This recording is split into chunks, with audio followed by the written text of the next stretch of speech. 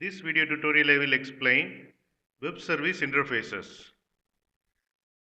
The client will call web service from outside world, and if the client wants to call web service from outside world, the client needs to know the description of the web service interface.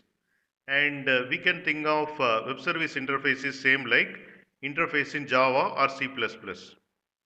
And the only extra information needed is where the web service is located, that is IP address, and message format used by the web service.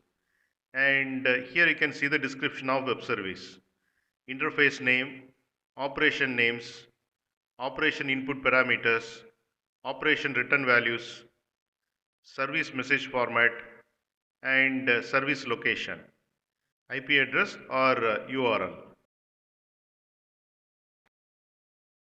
You can get Java source code link for each video in the description section of the video. Here you can see the description section. Click on show more, and here you can see the Java source code links. Click on these links to get the Java source code.